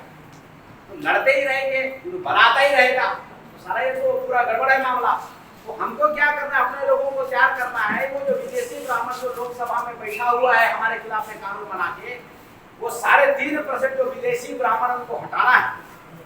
आप लोगों को हुक्मरान बनाना है, आप लोगों को हुक्मरान बनाना है, आप लोगों को बनना है। जब आप लोग वहां पे बैठेंगे तब जाके समान शिक्षा नीति का कानून आप बनाएंगे, तब जाके अमल में होगा। कलेक्टर आपका होगा और प्रशासन में जितने भी अधिकारी उस कानून को अमल करने वाले आपके होंगे, तब अमल में आएगा कानून ना। बाबा साहब ने क्या कहा था कि संविधान कितना ही अच्छा क्यों ना हो, अगर उसको अमल में करने वाला आदमी का नियत सही नहीं होगा तो वो कानून का कोई मतलब भी नहीं है, उस अधिकार का कोई मतलब नहीं है। हमारा संविधान बहुत अच्छा है, विदेशी ब्राह्मण बेईमान है, हमारा कानून हमारा संविधान प्रभावी हो जाता है। और हमने जीवन में सब सही से काम किया साथियों, लेकिन हमने एक काम नहीं किया, वो हुक्मरान बनने का काम नहीं किया। हमको हुक्मरान बनने का काम करना है और विदेशी ब्राह्मणों को शासन से, सत्ता से आपको हटाना है और उसकी शिक्षा आपको लेना है। सामाजिक शिक्षा लेना है, आपको आंदोलन की शिक्षा लेना है। आप एकेडमिक एजुकेशन नहीं लिए है, कोई दूर दूर तक कोई मतलब नहीं। आप सामाजिक शिक्षा लीजिए। सामाजिक शिक्षा जब आप लेंगे तो साथियों आप हमारे समाज का कल्याण करने वाले। बहुत सारे हमारे यहाँ पे माता पिता है, बहुत सारे हमारे नौजवान साथी हैं। मैं एक आखिरी बात आप लोगों को बताने के बाद में अपनी बातों को मैं समाप्त करूंगा। हमारे लोग अकेले अकेले काम करने में विश्वास करते हैं, अकेले अकेले लगे रहते हैं। यहाँ पे समझने की जरूरत है। अकेले अकेले आप लगे रहेंगे, अकेले अकेले काम करेंगे तो आप छोटा मोटा आदमी बनेंगे, छोटा मोटा आदमी बनेंगे। आप चपरासी बनेंगे, आप वृद्ध बनेंगे, आप मास्टर बनेंगे, टीचर बनेंगे, मजदूर बनेंगे, किसान बनेंगे, है ना। छोटा छोटा ही बनेंगे, इससे ज्यादा नहीं बनेंगे। लेकिन अगर संयुक्त रूप से काम करने की आदत को अगर आप विकसित कर लेते हैं, संयुक्त रूप से साथ इकट्ठा संगठन में काम करने का अगर आपने आदत बना लेते हैं तो संगठन में काम करने वाला आदमी मुख्यमंत्री बनता है, संगठन में काम करने वाला आदमी प्रधानमंत्री बनता है, संगठन में काम करने वाला आदमी सांसद बनता है। इसी जगह से शुरुआत होता है, इसी जगह से शुरुआत होता है। इसलिए जब भी आपके पास में मौका आए कि राष्ट्रीय आदिवासी एकता परिषद का मीटिंग पटना में हो रहा है, सासाराम में हो रहा है, रोहतास में हो रहा है या कहीं पे भी आपके इलाके में हो रहा है, अपना निजी काम को दरकिनार कीजिए। क्योंकि निजी काम करते करते हमारे खुद के लोग कई साल बिता दिए, हुक्मरान नहीं बन पाए। लेकिन जो आरएसएस 1925 में बना, आरएसएस के संगठन में काम करने वाले जो लोग हैं आज वो मंत्री बने हुए हैं, आज वो सांसद बने हुए हैं, आज वो प्रधानमंत्री बने हुए हैं, आज वो मुख्यमंत्री बने हुए हैं। मूल बात बता रहा हूं, बहुत खास बात। पूरे जो हमारा जो अधिवेशन का जो निचोड़ है, इस निचोड़ में मैं खत्म करना चाह रहा हूं। संगठनात्मक रूप से काम कीजिए, आप सबसे ज्यादा बनेंगे। विदेशी ब्राह्मण को कभी भी आप पंचर लगाते हुए नहीं देखोगे, कभी भी मुर्गा काटते हुए नहीं देखोगे, कभी मछली बेचते हुए नहीं देखोगे, कभी सब्जी बेचते हुए नहीं देखोगे, है ना। कभी भी वो हमारे लोगों की तरह काम नहीं करता है, वो सिर्फ एक काम करता है, वो संगठन बनाने का काम करता है। वो उस संगठन में अपनी विचारधारा को डालने का काम करता है, वो निरंतर शासक बनने के लिए काम करते रहता है। पूरे बिहार के अंदर में एक भी आदमी को आप ऐसा हम लोग जैसा काम करते हैं वैसा काम करते हुए आप नहीं देखिए। वो सिर्फ शासक बनने के लिए दिन रात लगा हुआ रहता है और वो बनता है। 3.5% संख्या में अल्पसंख्यक लोग भारत देश का शासक बन जाता है और हम लोग 85% बहुजन लोग, मूल निवासी लोग, हम लोग शासक नहीं बन पा रहे हैं। सिर्फ एक कारण से, क्योंकि हम लोग व्यक्तिगत कामों में जरूरत से ज्यादा समय लगा। जरूरत के हिसाब से समय लगाना जरूरी है साथियों, लेकिन जरूरत से ज्यादा समय लगाना हमारे लिए अभिशाप है। बचा खुचा समय इस संगठन में लगाइए। संगठन में हर गली में हमारा राष्ट्रीय आदिवासी एकता परिषद का संगठन का कार्यकर्ता होना चाहिए। हर घर में हमारा कार्यकर्ता होना चाहिए। आप लोगों को इतना काम करना है और ये हम 2 साल की अवधि में, 3 साल की अवधि में हम लोग इसको कर सकते हैं। हमारा जो भौगोलिक नेटवर्क है, जो पूरा बिहार का जो मानचित्र है साथियों, जो बिहार प्रदेश का जो मानचित्र है, इस मानचित्र के अंदर में जितना भी हमारा जो गांव है, एक गांव ऐसा नहीं होना चाहिए जहां पे राष्ट्रीय आदिवासी एकता परिषद को लोग ना जानते हैं। एक परिवार ऐसा नहीं बचना चाहिए साथियों जो हमारे संगठन से जुड़ा हुआ ना हो। आपको इतनी ताकत लगाना है। और हमारी माताएं बहनें यहाँ पे बैठी हुई हैं, आप लोग कभी भी बहाना मत कीजिए कि हम नहीं जानते हैं। आप लोग सब जानते हैं, आप लोग सब जानते हैं। मैं एहसास कराना चाहता हूँ आप लोगों को, हमारी जो माताएं हैं, हमारी जो बहनें हैं, गांव में जाती हैं, उसके बाद में जैसे ही शाम होता है वो चूल्हा जलाती है, जैसे सुबह होता है चूल्हा जलाती है और खाना बनाती हैं। वो कभी भी ऐसा नहीं बोलते कि मेरे से कम बढ़िया खाना बनता है, मैं कैसे चूल्हा जलाऊं। ऐसा आप लोग बोलते हैं क्या? अगर सोचो आप लोग ऐसा बोलते कि मेरे को तो खाना बनाना, स्वादिष्ट सब्जी बनाना नहीं आता है, जो फलानी है हमारे गांव की उसको बहुत अच्छा आता है, वो आएगी फिर बना देगी। अगर ऐसा सोच के आप लोग अगर बैठे रहते अपने घर में, तो आपके घर में खाना पकता क्या? अरे आप लोगों को जैसा समझ में आता है, जैसा बनाना आता है वैसे आप बनाते हैं, और बनाने के बाद में पूरा घर परिवार का पेट भरता है। इसी भांति आपको चाहे अच्छा बोलना आता हो, चाहे ना बोलना आता हो, विचारधारा का प्रचार प्रसार आपको करना है। बोलते बोलते आप लोग धुरंधर वक्ता बन जाएंगे। ऐसा कभी मत सोचना कि अर्जुन साहब के जैसा जब हम बोलना शुरू करेंगे उस दिन निकलेंगे घर से। अरे भैया, बोलते बोलते आदमी बनता है, बोलते बोलते आदमी बनता है। बनने मतलब बोलने सीखने के बाद में बोलने जाएंगे, ऐसा वाला मामला कभी खड़ा नहीं होता। आप सब्जी बनाते बनाते, खाना बनाते बनाते अच्छा कुकिंग करने वाले बने। शुरू में आपका तजुर्बा थोड़ा अच्छा नहीं रहा, लेकिन धीरे धीरे अच्छा हो गया। ऐसे ही आंदोलन को करने के लिए साथियों, आपको जितना बातें बोलना आता है, जितना प्रबोधन करने आता है, आपको शुरू हो जाना है। आप पूरा गांव-गांव में हमारा नेटवर्क होना चाहिए। क्षेत्रीय संगठन के जितने भी साथी हैं, वो हमारा मूल संगठन में, हमारे महापुरुषों को राष्ट्रीय आंदोलन में शामिल करने में ज्यादा दिमाग लगाइए साथियों, क्योंकि समय व्यतीत करने का समय खत्म हो चुका है। बहुत बार हमारे लोग बोलते हैं कि पहला पीढ़ी संघर्ष करता है, दूसरा पीढ़ी जेल जाता है, ऐसा कुछ बोलते हैं, तीसरा पीढ़ी शासक बनता है। अरे भैया, तीन पीढ़ी क्यों बर्बाद करना? क्यों भाई बर्बाद करना है क्या? आप बोलते हैं कि एकदम धुआंधार काम करो, तबाड़ तोड़ काम करो, साल 2 साल में शासक बन जाओ, क्या बुरा है? साल 2 साल में शासक बनने में बुराई है क्या? 3 पीढ़ी का क्यों इंतजार करना? अकेले अकेले हम लोग जितना 8 घंटा मेहनत कर रहे हैं भैया, हम लोग पूरा संगठित रूप से आज 5 लोग इकट्ठा होकर एक गांव गए, राष्ट्रीय आदिवासी एकता परिषद का पूरा बात बताई। दूसरे दिन दूसरा गांव गए, तीसरे दिन तीसरा गांव गए, 1 महीना में 30 गांव गए। औसत के नियम के हिसाब से कुछ लोग इसको समझेगा, कुछ लोग इसको नहीं समझेगा। ऐसा करते करते पूरा भारत खत्म हो जाएगा। साल 2 साल से ज्यादा वक्त थोड़े ना लगेगा।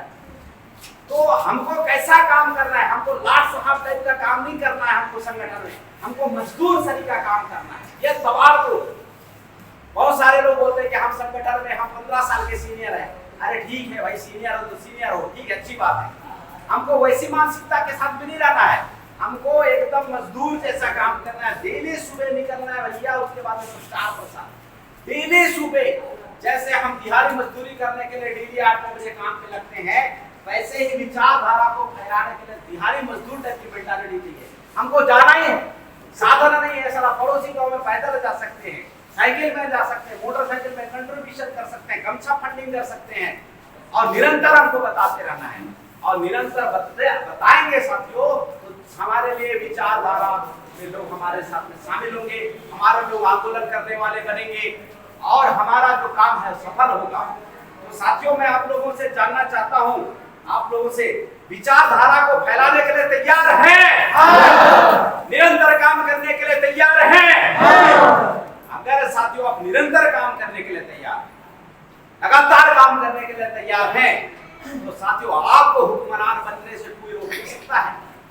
क्योंकि अब जब घर से काम करने के लिए जब निकलते हैं विचारधारा का प्रचार प्रसार करने के लिए, तो कोई भी विदेशी ब्राह्मण आपका हाथ को पकड़ के ऐसा कभी नहीं बोलता फलना आपको नहीं जाना। कभी भी घर में आपका हाथ पांव को कोई भी ब्राह्मण आके नहीं पकड़ता है। आप नहीं जाते तो खुद अपनी मर्जी से नहीं जाते। और आप अपना हुक्मरान होने की जो समय है उसको आप और ज्यादा खराब कर रहे हैं। इसलिए घर से निकलिए, विचारधारा का प्रचार प्रसार कीजिए, निरंतर प्रचार प्रसार कीजिए। और साथियों, जिस दिन निरंतर प्रचार प्रसार करेंगे भारत देश में जन आंदोलन खड़ा होगा, जन आंदोलन खड़ा होगा साथियों, आप लोग हुक्मरान बनेंगे। और जिस दिन आप हुक्मरान बनेंगे साथियों, ये जो विषय डाला गया है ना, ऐसा समस्या जीवन में कदापि नहीं आने वाला है। और अगर इस अधिवेशन को सुनने के बाद में आप जाएंगे घर पे, अपनी समय को खराब कर लेंगे, जरूरत से ज्यादा अपना व्यक्तिगत काम करेंगे साथियों, ये इस अधिवेशन में विषय लगा हुआ है। अगले साल फिर अधिवेशन होगा हमारा बिहार में, राष्ट्रीय आदिवासी परिषद का 4वां से राज्य अधिवेशन, उसमें फिर 4 विषय और लगेंगे। खास बात बता रहा हूँ आपको, 4 विषय और लगेंगे। समस्या का खत्म नहीं होगा, समस्या कभी खत्म नहीं होगा। इसलिए जाने के बाद में निरंतर प्रचार प्रसार कीजिए। समझ में नहीं आ रहा है, फोन लगाइए हमारे साथ। समझ में नहीं आ रहा है, फोन लगाइए। हमारे पीछे साहब लोग बैठे हैं, फोन लगाइए और उनको बोलिए कि हमको ये काम करना है। निरंतर काम करने से ही परिणाम आपके फेवर में आएगा। यहाँ पे सुनने के बाद में घर पे जाके समय खराब करोगे, परिणाम नहीं आने वाला है। घर बैठे कभी भी परिणाम नहीं आता है। आपको परिणाम पाने के लिए पसीना बहाना पड़ेगा साथियों, दिहाड़ी मजदूरों की तरह काम करना पड़ेगा। और इस सभा के बाद में, इस आंदोलन के बाद में, इस अधिवेशन के बाद में साथियों, अगर आप घर पे जाते हैं और मैंने जितनी बातों को बोला है, ये बातों को ध्यान में रखते हुए अगर निरंतर एक गांव से दूसरे गांव, निरंतर तीसरे गांव, चौथे गांव, हर महीने इस गांव में कैडर, उस गांव में कैडर, अगर निरंतर करते हैं तो इस विषय को 2025 में, इस विषय को 2026 में लगाने का आवश्यकता नहीं पड़ेगा। और अगर हम ऐसा नहीं करते हैं आज यहाँ से जाने के बाद में साथियों, 2025 में ये विषय और लगेंगे, 2024 में ये विषय और लगेगा, 26 में लगेगा। हम लोग परिवर्तन नहीं ला पाएंगे। अगर परिवर्तन चाहिए तो मेहनत करना पड़ेगा साथियों, और निरंतर अनुशासन में मेहनत करना पड़ेगा। क्योंकि हमारा जो संगठन है राष्ट्रीय आदिवासी एकता परिषद, भारत मुक्ति मोर्चा, वाम से, ये पूरे भारत के अंदर में सबसे प्रभावशाली संगठन में एक संगठन है मूल निवासी समाज का। तो साथियों, इस तरह की बातें हैं। और हम लोग निरंतर अपने मकसद प्राप्ति में निरंतर हम लोग ऊर्जावान रहेंगे। अपने मकसद प्राप्ति में निरंतर हम लोग फोकस रहेंगे और भाईचारा और मेल बना के निरंतर काम करेंगे। मैं उम्मीद करता हूं कि आप लोग ऐसा करेंगे। आप लोग ऐसा करने के लिए तैयार हैं? आप लोग ऐसा करने के लिए तैयार हैं? साथियों, अगर आप लोग ऐसा करने के लिए तैयार हैं तो 200% गारंटी है कि आप भारत देश के हुक्मरान बनेंगे। और आपने मुझे सुना, समय दिया, इसके लिए बहुत बहुत धन्यवाद। आप समस्त साथियों को जय।